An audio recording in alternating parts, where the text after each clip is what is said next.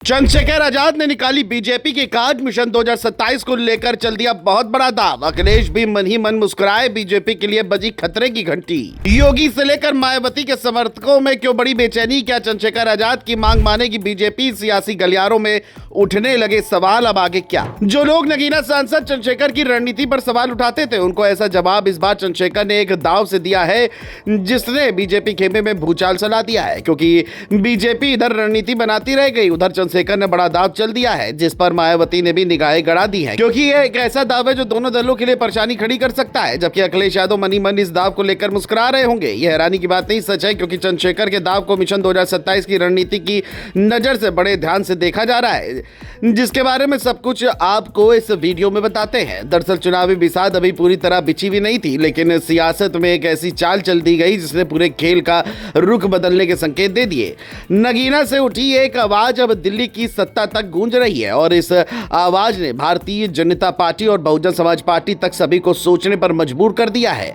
असली सवाल मांग का नहीं बल्कि उसके पीछे छिपे सियासी खेल का है, जो आने वाले समय में बड़ा असर डाल सकता है। क्योंकि चंद्रशेखर आजाद ने दिल्ली देहरादून एक्सप्रेसवे का नाम बाबा साहब भीमराव अंबेडकर के नाम पर रखने की मांग कर दी है। पहली नजर में ये एक सम्मान और श्रद्धांजलि जैसा कदम लगता है, लेकिन जैसे ही ये मुद्दा सामने आया, सियासी गलियारों में हलचल तेज हो गई।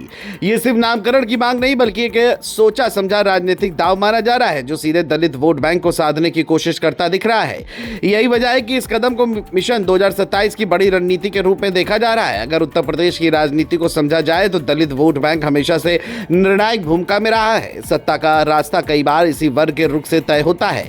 ऐसे में चंद्रशेखर आजाद ने खुद को उस चेहरे के तौर पर स्थापित करने की कोशिश की है जो बाबा साहेब की विरासत को आगे बढ़ाने का दावा करती है। यही कारण है कि इस मांग को केवल एक औपचारिक आग्रह नहीं बल्कि भाजपा की राजनीति की काट के रूप में देखा जा रहा है। यह दाव अगर सही तरीके से बैठता है तो कई समीकरण बदल सकता है। समाजवादी पार्टी इस पूरे घटनाक्रम को बेहद ध्यान से देख रही है। भले ही खुलकर कोई बयान सामने नहीं आया हो, लेकिन राजनीतिक जानकार मानते हैं कि अखिलेश यादव इस स्थिति को समझ रहे हैं। अगर यह मुद्दा जनता के बीच पकड़ बनाता है तो भाजपा के लिए चुनौती खड़ी हो सकती है और इसका प्रत्यक्ष फायदा सपा को मिल सकता है। यानी बिना कुछ कहे भी सियासत के भीतर बहुत कुछ चल रहा है और हर दल अपनी रणनीति के हिसाब से स्थिति को परख रहा है। भारतीय जनता पार्टी के लिए यह स्थिति थोड़ी ही पेचीदा बन गई है। अगर सरकार इस मांग को स्वीकार करती है तो इसका सीधा राजनीतिक लाभ चंद्रशेखर आजाद को मिल सकता है।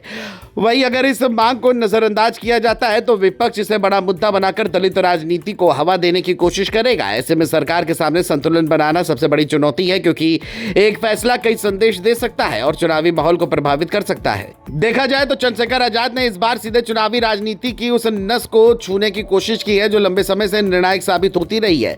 चर्चा है कि यह दाव केवल एक मांग नहीं बल्कि एक रणनीतिक चाल है जिसने सभी दलों को सतर्क कर दिया है। अब आगे ये देखना दिलचस्प होगा कि ये सियासी चाल कितनी असरदार साबित होती है और क्या यह वास्तव में भाजपा के लिए चुनौती बनती है या फिर समय के साथ इसका असर कम हो जाता है। इतना तय है कि मिशन 2027 की लड़ाई अब और भी ज्यादा रोमांचक और पेचीदा हो चुकी है।